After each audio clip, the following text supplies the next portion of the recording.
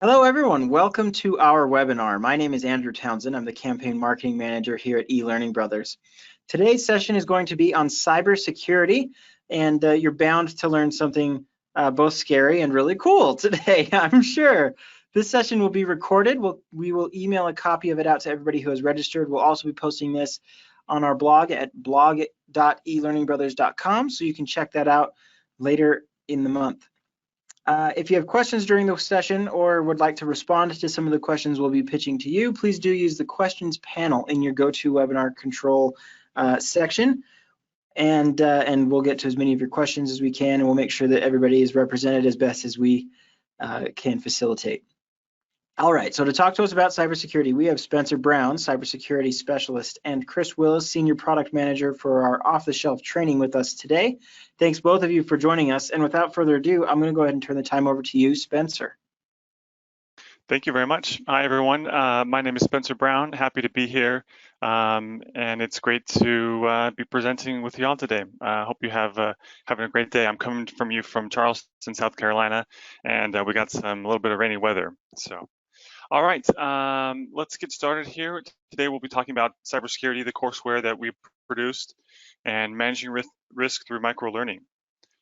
All right, so we want to start off today with a poll. So as you can see on your screen, you'll be able to click the answers there. So what's your role in designing learning?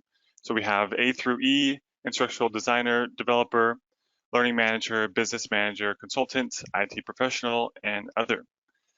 So let's go ahead and, like I said, click on the screen and we'll get the poll in.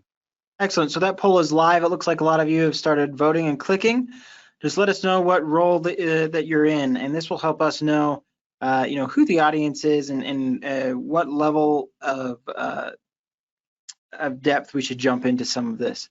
I'll go ahead and close this out and share those results. So 52% of our audience are instructional designers or developers. 27% of our audience are learning managers. 14% are other, and nobody has put anything in the questions panel, so they're keeping it a secret. They're being secure about that. 5% business managers and consultant, and 2% IT professionals. Okay, great. Great. That's glad to hear that. We're going to go ahead and jump to our next poll here. And biggest barrier. What's your biggest barrier to cybersecurity training? Cybersecurity knowledge, budget, culture, time, other. And again, you're welcome to type in the chat. Question? What's holding you back from having cybersecurity training? Yes. Okay. A lot is coming in. And when you're saying culture, do you think culture is more like the company's ignorance or a company's refusal to face cybersecurity threats, or what do you mean by culture? Yeah, culture could be anything from the culture of the training. We're not there yet. We're not as mature, so forth, or it's not being utilized as inside a priority in the organization, etc. Okay, excellent. So we do have a couple others also coming in. One or two of all of the aboves is what the other would be. One, adequate devices for staff to take digital training on. So that's another thing that showed up in other. I'll go ahead and close this poll and share the final results. 32% said time is their biggest barrier. 30% said cybersecurity knowledge is their biggest barrier. 18% said culture, and 7% said budget. All right, good. Glad to hear that. The cybersecurity knowledge. Hopefully this courseware will certainly help you get you to where you need to be as far as providing the content that we need to the organization for that. So we're going to go ahead and dive in, and we're going to talk about a number of different scenarios. So here in scenario 1, to get started, we're going to be talking about an individual who posted to an online forum. So in this scenario, we have an employee, and let's give this employee a name. Let's say his name is John. That seems like a pretty good name for him. And this individual, like I said, is working for an entity and is trying to install some software and is having some trouble doing so, receives an error message and goes out to Google goes out to the internet and pastes the error with some comments of they're having problems with this, and off they go. So turns out a few days later, they're seeing some malicious activity on their account, and not only their account, but also other accounts that they utilize. So for example, their Facebook or their social media accounts, online banking, etc.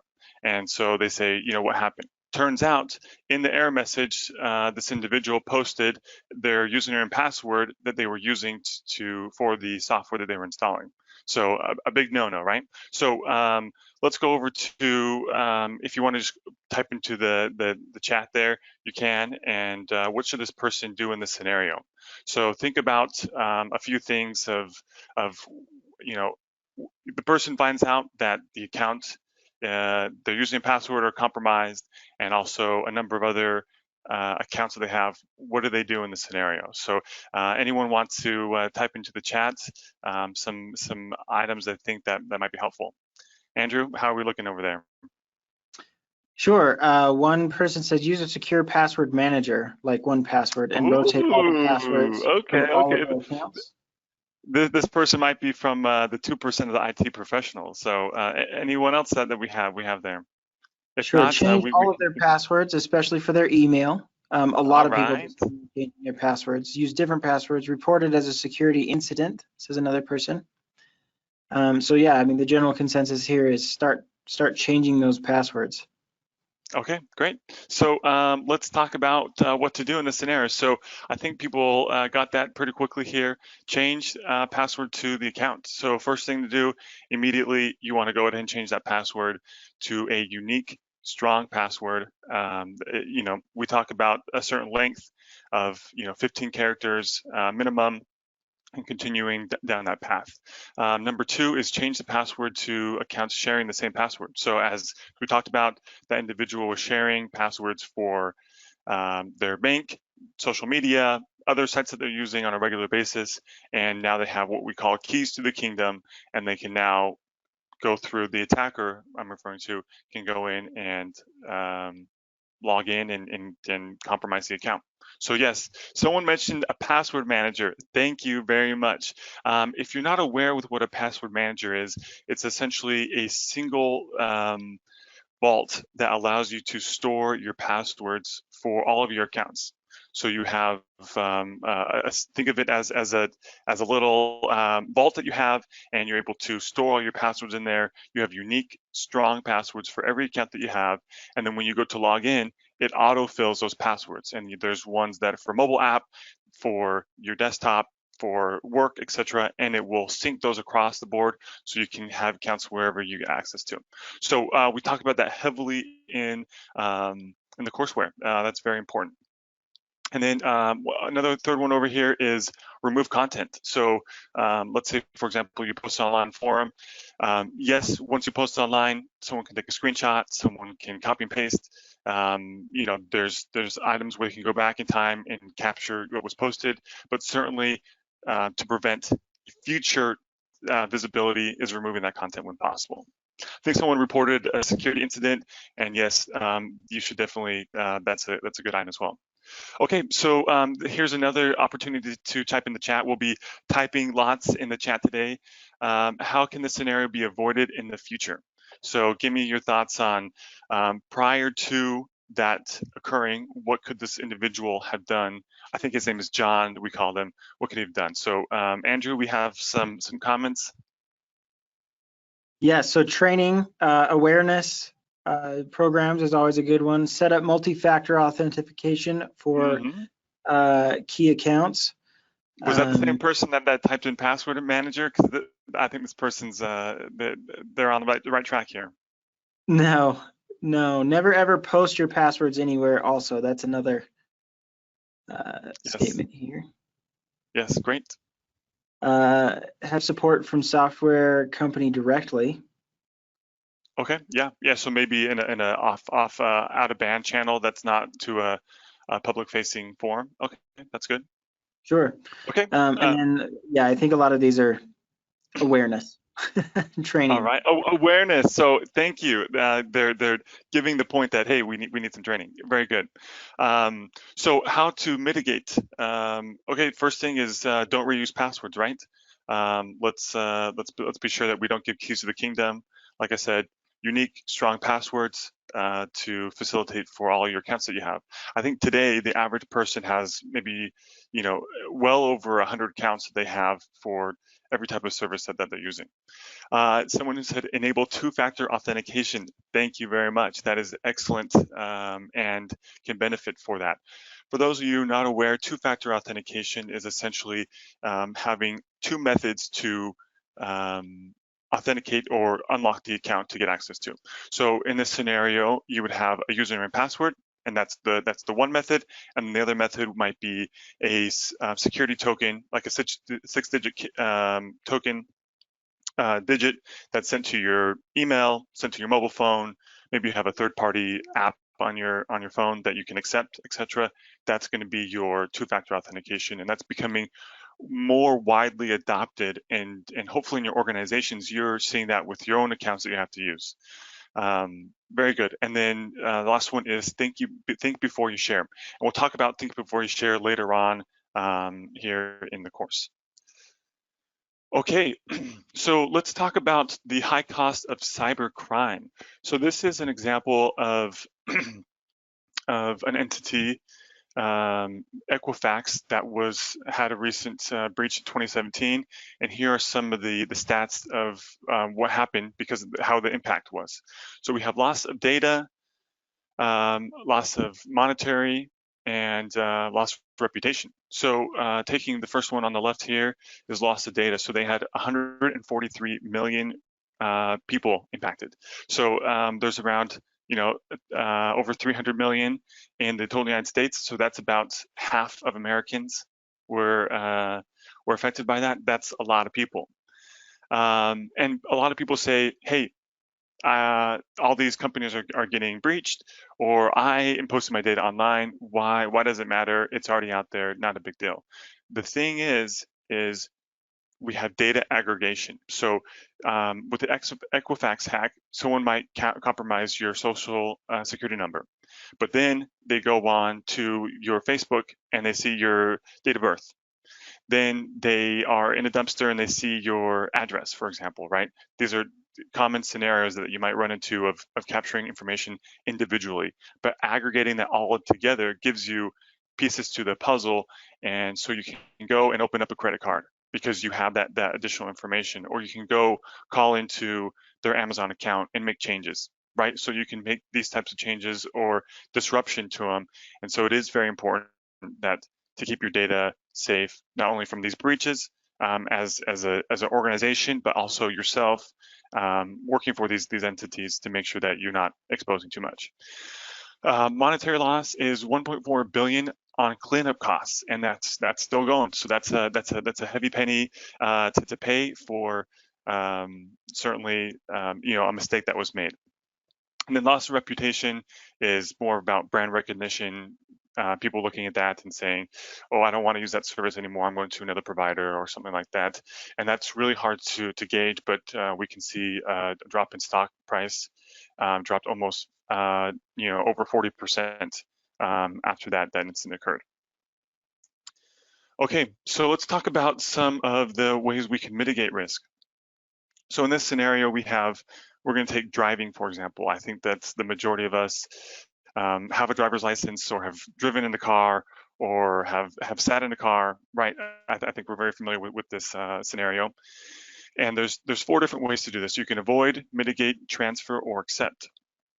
So essentially how the scenario is going to play out for driving is avoiding. You're going to say, hey, look, I'm not going to drive. It's too risky.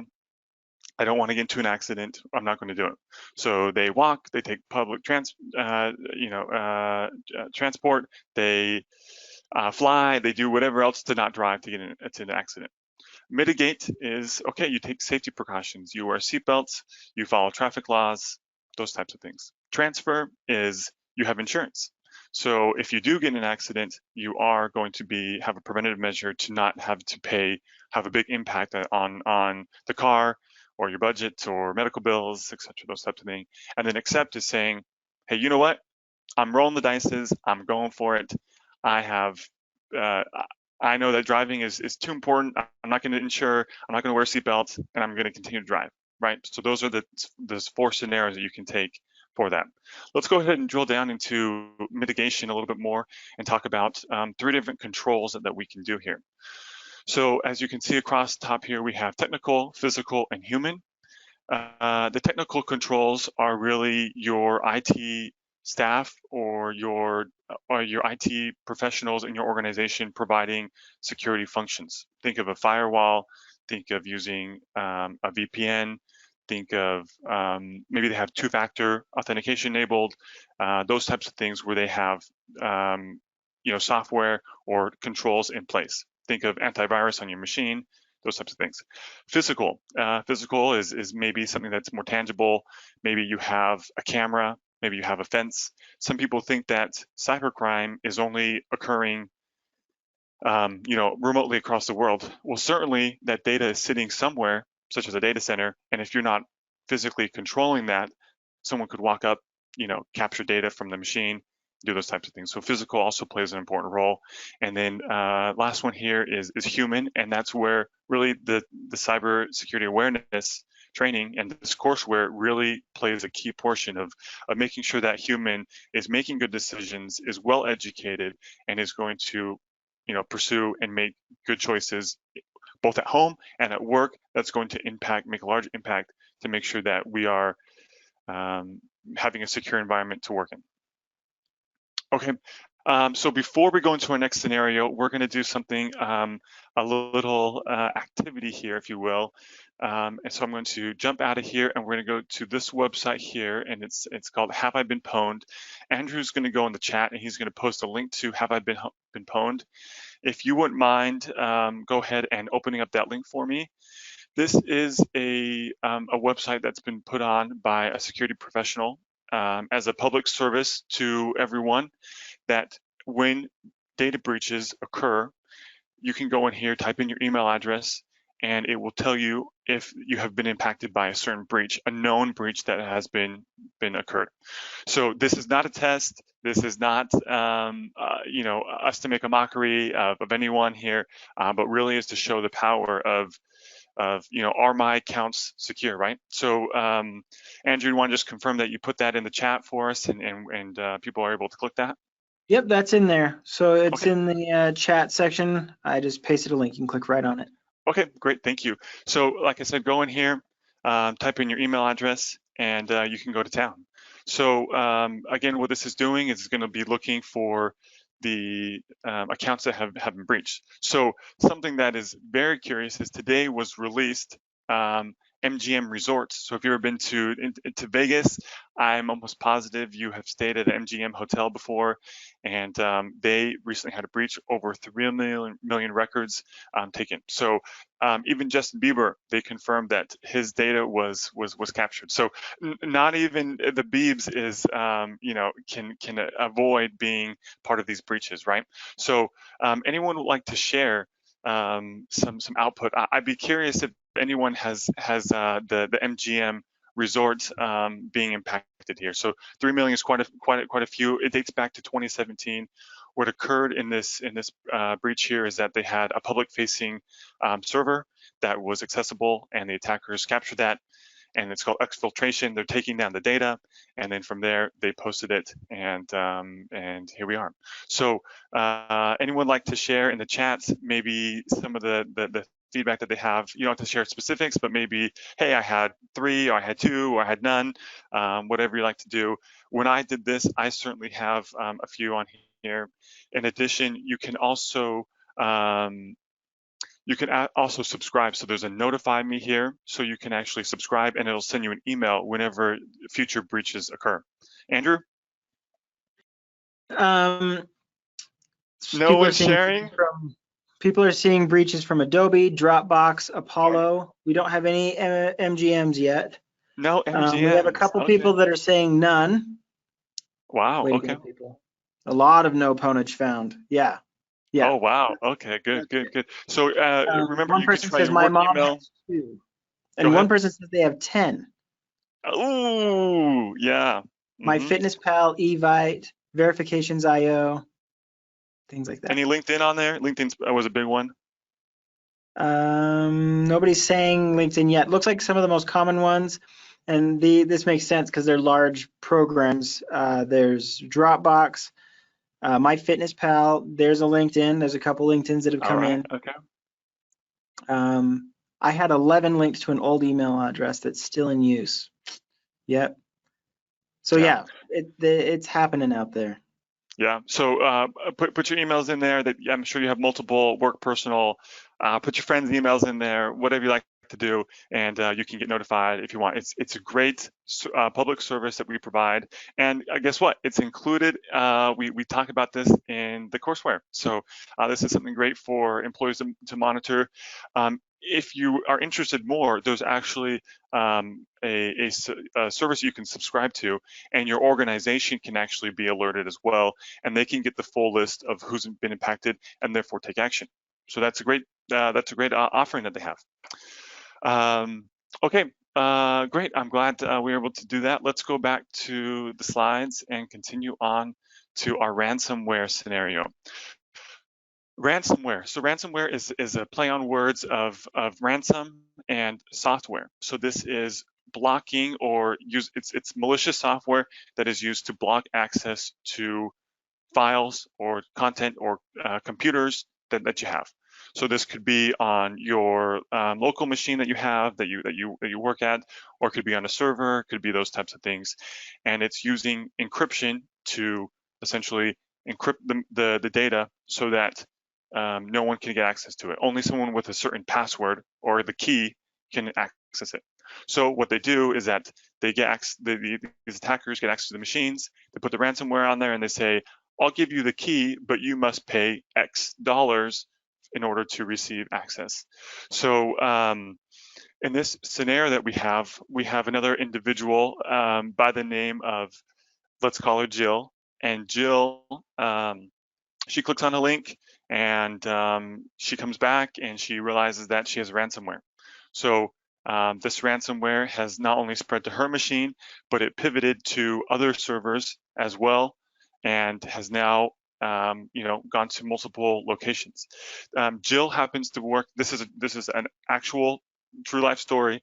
That's no, not Jill specifically, but this company works for a hearing aid manufacturer out of Europe, and the hearing aid manufacturer, because of the ransomware, they had to actually shut down plants. They had to stop production of producing the hearing aids. Their clients they were shipping these to as resellers had to go with a different provider. They weren't able to process orders. I mean, for many weeks they were drawn out for this. So this is like huge impact. They're saying $95 million worth of impact here, and a big deal. So again, ransomware is going to encrypt that data unless you have a backup copy or unless you pay the ransom, and there's no guarantee that they're going to give you the decryption key to get access to that data back. So let's go back to the chat here. If you want to type in what should have been done in this scenario. So let's go back to Jill here. When she saw the ransomware, what was her next action plan? What have she done?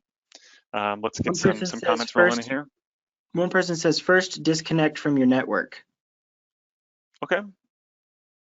So I think this person's referring to that if they're going to what we call pivoting, is they're going to not only go on your machines, but they're now going to pivot to other assets or hosts in your corporate environment, and now go down the path of encrypting more. So certainly disconnecting is going to assist with taking that step.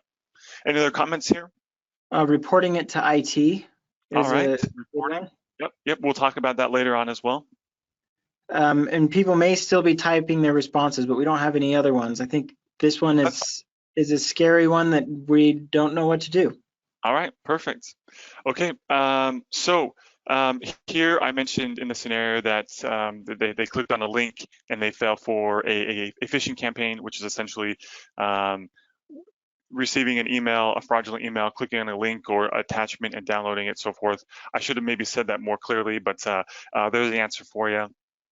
So not learning how to not fall for that, right? Reporting an incident immediately. That was one that was said, is that right when that happened, we need to go to RT. As a corporate employee, I need to know where to go to report an incident. If they don't know where to go, they can open up a help desk ticket if they need to, but there needs to be a dedicated line where they can go to go ahead and do that. And then lastly is cleared out your inbox. So take an example of knowing what emails are coming in and maybe unsubscribing or filtering out those emails that are unwanted. And so when an email comes in, you know that, hey, this doesn't look normal. I know that, this is maybe malicious, or I shouldn't be touching it, right? So we're going to go ahead and say what could be avoided in this scenario.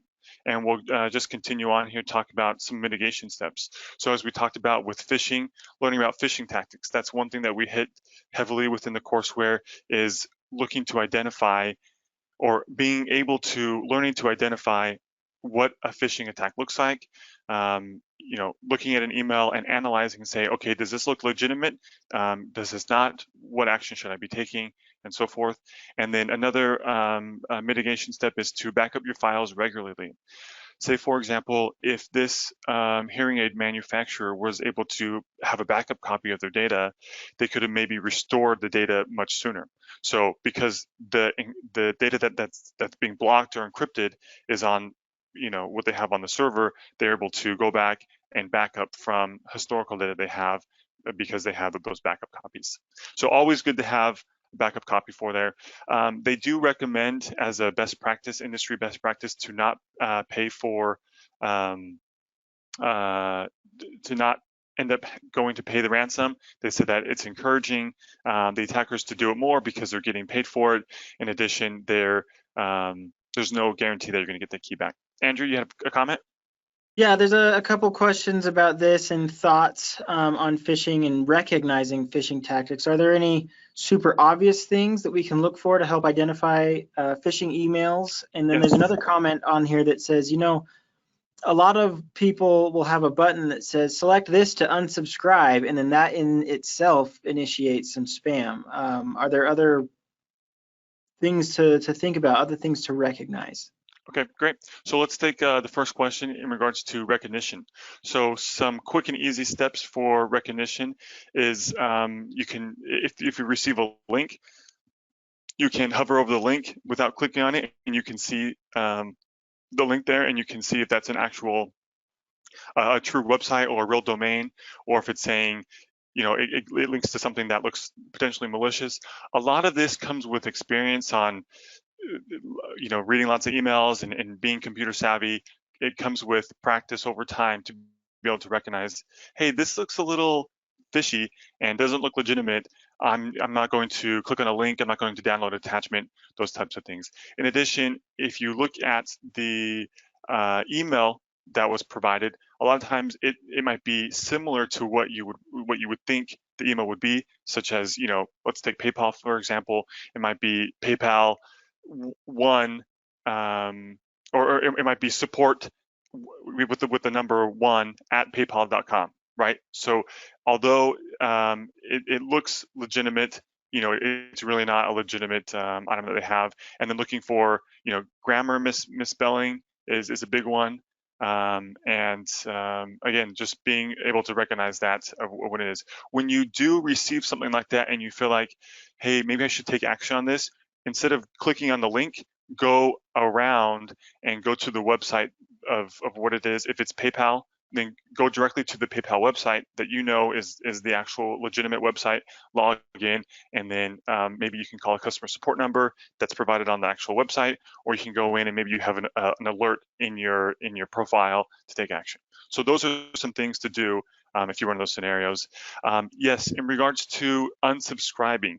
So I think the comment was more geared towards that, okay, because you click unsubscribe, you're showing that there's an active human behind here, send me more spam, right? So what you can do for that is, from your email provider, there's ways to block that you have. I know that, for example, let's talk Outlook on Office 365 or Gmail for Google Suite, you're able to go ahead and block an email, or you can create filters to have that be taken care of and so forth. So yes, I wouldn't say that the unsubscribe is going to work 100% of the time, but certainly unsubscribing to what you know of legitimate websites, they typically follow that best practice. They're not trying to spam their customers. They're wanting to make them be aware of the advertisements that they're doing. Okay, any follow-up questions from that, or do you want to proceed here? Nope, I think we can move on. Okay, great. Let's talk about another scenario here for a file sharing scenario. Do we have another name we can use for this employee? Do you want to say Jimmy or Devin? Okay, let's go with Devin. Devin sounds good. Okay, so Devin happens to work in a financial institution. And he works in the finance department, actually within the finance institution, and is preparing for some quarterly earnings that he has. And inside the organization, they use a cloud storage provider. So they're using, they could use OneDrive, Dropbox, Google Drive, etc. The list goes on and on about cloud storage and being able to, store your files remotely so that you can access them from home or from wherever you are. So this individual, Devin, he is preparing some financial documentation for their quarterly earnings for the SEC, and he has a default folder within, let's say, Google Drive that he's using in order to store files. Okay, great. So another employee comes to him and says, hey, from another department that is not related to, not privy to see this information, says, hey, I know that we were talking last week. Can you share this document that we have? And he says, okay, great. The easiest way to share is to upload it to the cloud storage. And then from there, I'll go ahead and share it with them. What Devin accidentally does, he doesn't realize, is that not only sharing that file, he actually grants access to the entire folder where those financial documents were held as well. So now Devin now has access to the file that was intended, but in addition to the other files as well. And he could glean information from that. So think of that scenario or other scenarios of maybe you are customer facing and you have some customers. It could be a B2B, or it could be you have other customers that you're supporting, and you're doing a file sharing and you are giving too much permission, or maybe it's a link and anyone with that link can access that, and now open to the world, whoever has that link can now access that content. So really looking at the file sharing and making sure that, okay, am I sharing what I need to be? So what should this person do in the scenario? Let's go ahead and go to some what to do's here. So number one would be to revoke access immediately. So within these cloud storage providers, you're able to revoke the ability to see that, and maybe take it down from the cloud storage, and then from there report immediately if it happens to be something large that needs to be taken care of. What can be done to avoid this in the future? I want to get some input from anyone in the chat based off this scenario or cloud storage sharing in general. What's some advice that we can get some from you all in the chat here? We got a bunch of you in here. Let's see some comments. Pay attention to what you send others. Okay, yeah, being cognizant of what you're sharing, sure. Other comments? Training on awareness and how to set rights. So like sharing rights. Okay. And that's another good one too. For those of you that are sharing with Dropbox or Google Drive, make sure you understand the sharing rights and privileges is a great first step. And not a whole lot of other comments unless they're still typing. They might be typing paragraphs and paragraphs. Okay, that's fine. We can continue on, and if you want to keep on typing, you certainly can. We'll talk about some ways to do some mitigations here. So I think the one person mentioned, think before you share. So a lot of people are so busy doing their day-to-day, and they think, okay, I gotta finish all these emails, I gotta send all this information out, and they're really not taking a step back to say, okay, is the content that I'm sharing Is this really, should ask yourself some questions. Does this person need access to it? Who am I sharing with this? Is this information I'm sharing, is this publicly facing, or is this only internal to my organization or within my team itself? So asking yourself some questions about that can help make you decide, hey, is this a good idea or not?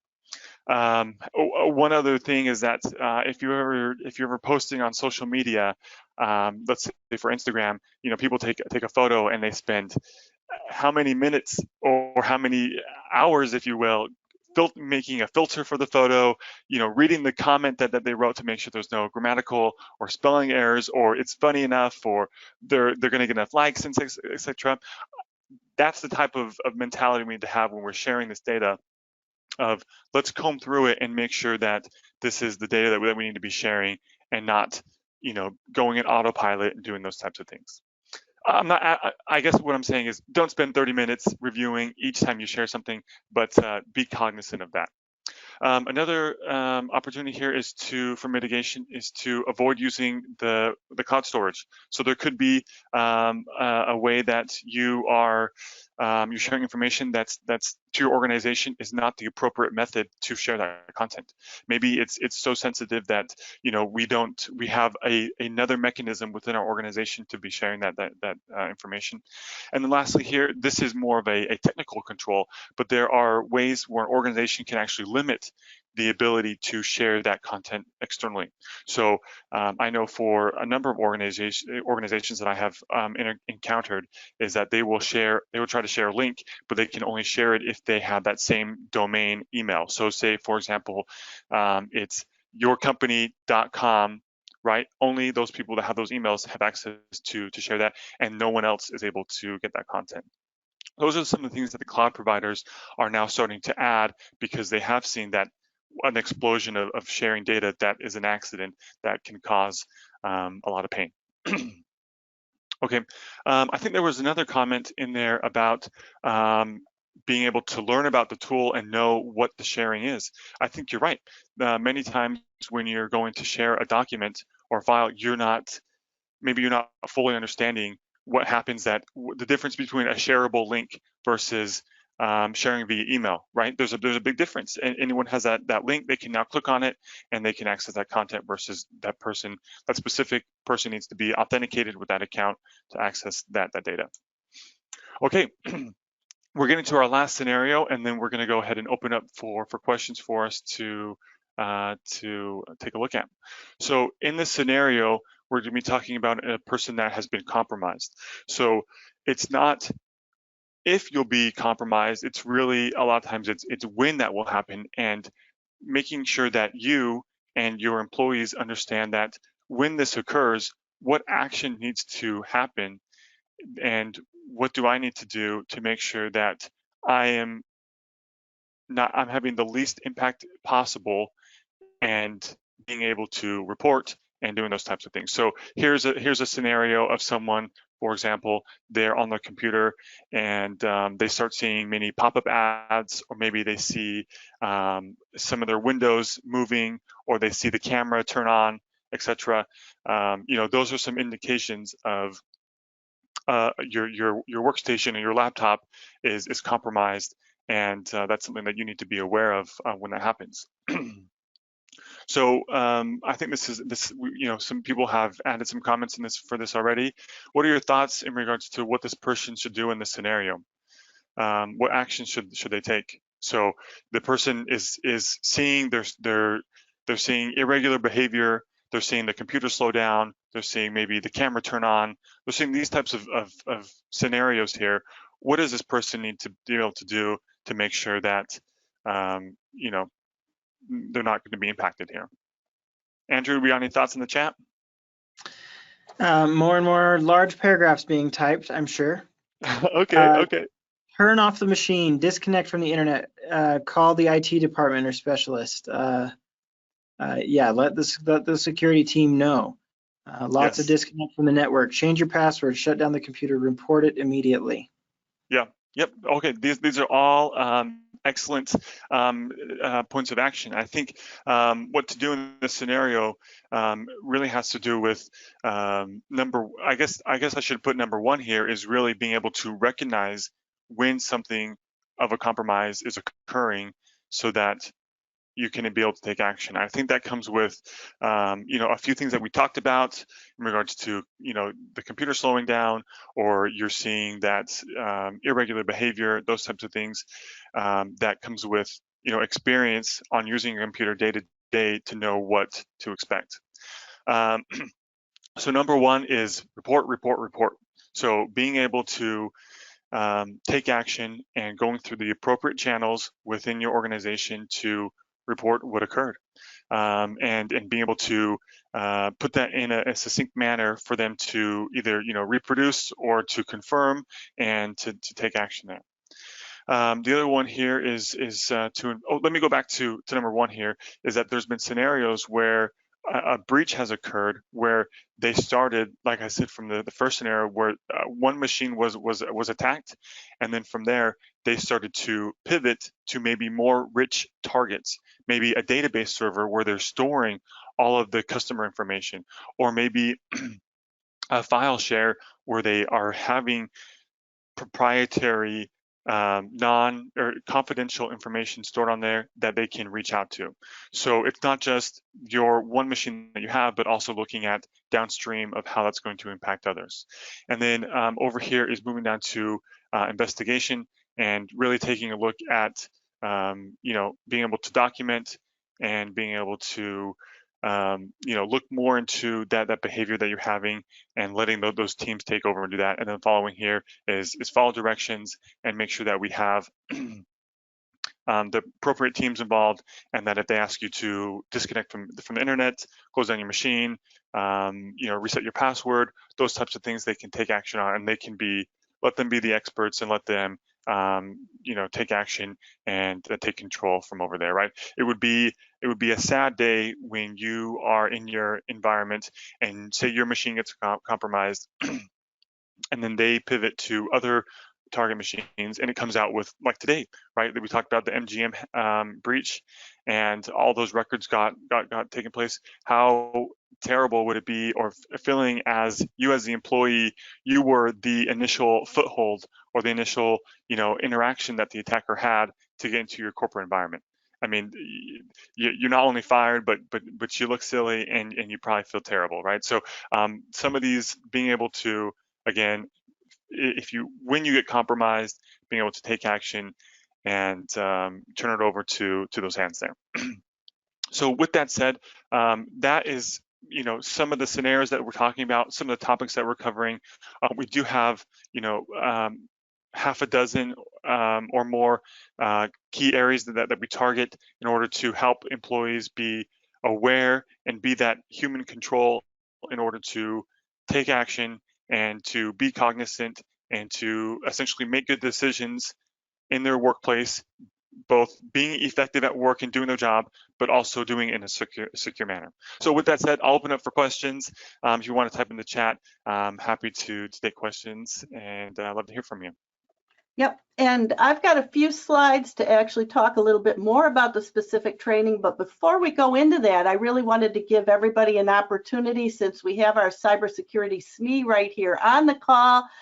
If you have any cybersecurity related questions, go ahead and ask those now for Spencer, and then I'll show a little bit about the specific cybersecurity training that we're offering here at eLearning Brothers. So. Here's a quick question going back to the password manager, like 1Password and others. You still have to have a password for that password manager, and does that not become less secure if they just hack that one password? Excellent question. So yes, for the password manager, you do have your single vault, if you will, where you store all of those records or those credentials in there. I think cybersecurity experts have gone back and forth saying, hey, no, you're basically 1Password, and they can now have keys to the kingdom, and you're back to square one, versus using a password manager and so forth. So the industry is now moving towards more of using a password manager suited to have unique, strong passwords for every account that you have. And then on top of that, we have two-factor authentication. So your single password to your authentication vault needs to be a 15 length or more password that you are able to type in and not include any of your personal content. So no date of births of your dog, cat, your mother, your whoever you like to remember. None of that in there. And from there, you're able to have a secure password that's going to be difficult to be compromised, and you're going to use it in one single location. And then on top of that, using two-factor authentication, that's really going to add that extra layer. So if that password were compromised, they still needed to have that second factor that we have, which is going to be a secure token that you have on your mobile device, which is a 6-digit key. So essentially, here's the scenario: if someone needed to get into your password manager, they would need to have your strong password that you have is number one. If they got that, and then number two, they would need to have access to your mobile device in order to get that 6-digit that code to type that in. That again rotates every 30 seconds, and with those things two combined, that really provides a strong method for a password manager and allows you to it allows the convenience for autofilling your passwords and also the security that is needed to make sure that you're not duplicating passwords and reusing those weak passwords. Sure. And then in most of, if not all, password managers work across multiple devices. Yes, so there are password managers that only work that don't sync across multiple devices that you can have on your machine. I think the more paranoid, if I will, folks who are using a password manager, they will use a password manager that is only stored locally on their machine, on their workstation, and therefore it's not being synced across your other devices. And then there certainly are a lot of versions that are syncing multiple devices, so you can have it on your mobile, your phone, your tablet, your work computer, your home computer, and across all those devices you can now log in very easily. And again, it has a lot of auto-filling capabilities and it really provides a lot of convenience. Sure. There are ones for your organization, and then you can use one for your personal at home, and even free versions that are not going to cost an arm and a leg. And then the last question that we'll take at this time before we pass over to you, Chris: how secure do you feel facial recognition for password authentication is? This is a good topic. Okay, so there have been many studies, if you will, where they are able to fool facial recognition. They're able to fool even biometrics in general. Biometrics means authenticating with your human attributes. So your finger, your retinas, your face, those types of things. And so they're able to, most certainly, they've been able to replicate and able to get into those things. So I would say, as a general rule, those are it's going to be difficult for them to find you. I know that, for example, iOS, they have where your eyes need to be open, and they're making a lot of effort in order to make those more secure.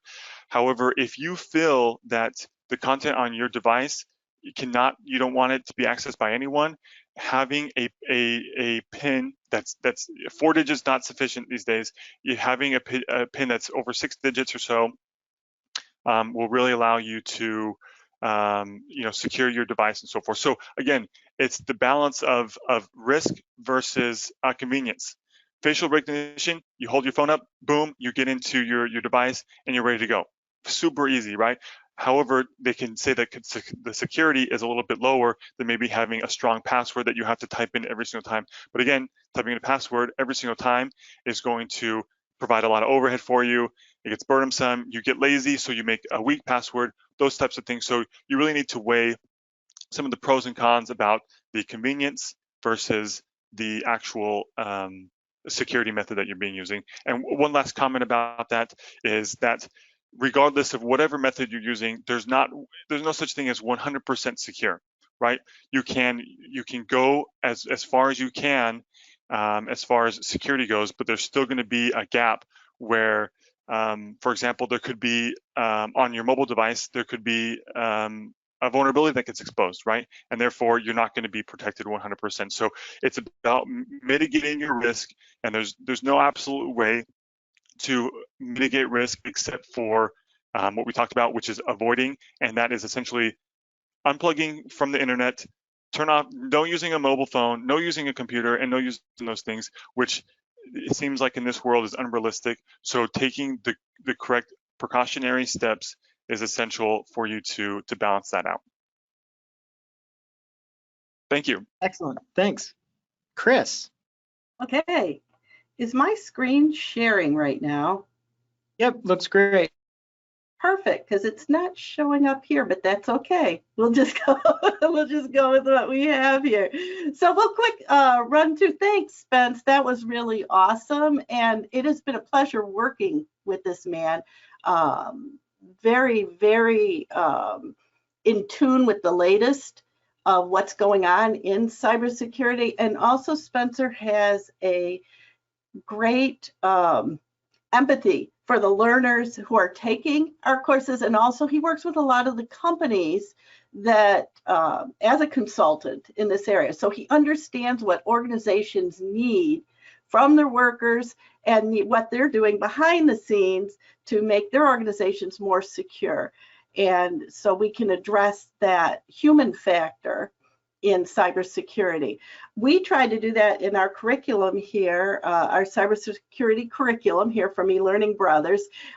It's broken up into 5 areas: authentication, data privacy, device protection, general cybersecurity, and secure communication. So we try to give our learners, or give our learning organizations a way to either you can deliver these, they're microlearning, you can deliver them either by curriculum, and then you'll have a full set and covers that topic, or if you're doing periodic refresher, you can pick and choose. Each one will stand alone, but then you'll be able to give, for example, one authentication reminder, one data privacy reminder, one general cybersecurity reminder. Maybe at the capstone at the end, you want to remind everybody, think like an attacker. Or maybe that's how you begin your learning journey with your learners, and you give them the think like an attacker as an attention getter to get them raise the awareness, and then you go in and you can hit them with individual areas. You can use these, bring them out and fine tune. So each one of these courses can stand alone, or they can be delivered together. Microlearning is delivered in small chunks. Each of these courses can be taken around 5 to 10 minutes. I think at the most somebody might, if they're being very thoughtful and in completing their quiz and then getting through the rehearse portion of this, where there's a worksheet or work activity to take back on the job, might take them 15 minutes, 20 minutes at most, but most of it runs around about 10-minute average. You can space them for spaced learning.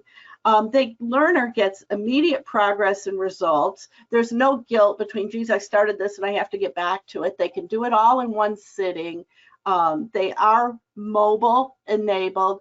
So they in fact, more than mobile enabled, they're actually fully mobile responsive. So your learner has a great experience from taking the course on mobile. It doesn't just shrink it down and make it teeny tiny. It actually is fully responsive, just like a website, focused and targeted. The spaced repetition, there's a link there. Andrew's going to make sure you get that in your follow-up email. But you can go in and read a little bit more about using spaced repetition. What you're actually doing is reshaping the forgetting curve. So I take something and then I'm going through a degradation in my learning, but boom, I get something else. And then I'm going to retain a little bit more. Boom, I get another hit and I'm going to retain. So you actually, the retention has been proven to be greater if you're doing spaced learning, and microlearning makes that really easy to do the space learning component. Plus, it gives you the added benefit of you're not taking people out of pocket for this long period of time. They can do it in just a little space. After a break, before I get back to work, I'm going to take my 10 minutes, do my learning, and then get right back to work. Our courses follow the Rockstar Learning Model. This is an eLearning Brothers model for learning. Learn, rehearse, perform. They get the targeted lesson in the learn portion, followed by a small quiz. Rehearse, we give them a worksheet where we actually ask them to think about the learning or apply it on the job. For example, one of the things that Spencer brought up was, how do I know where I'm supposed to report in case there's an incident? So when they take the course that reminds them what to do if they're compromised, one of the things is report, report, report, do not pass go, do not collect $200, whatever it is. Do not wait, but report like immediately. And we actually even underscore, it's better off if you report. It's a best case scenario if it turns out to be a false alarm. So no need to be embarrassed. Just report it and go. We're running up to the end of the time here, so we're going to just go through. I'm actually just going to breeze through really quickly to let you kind of see a little bit, peek under the hood, if you will. But what we really want you to do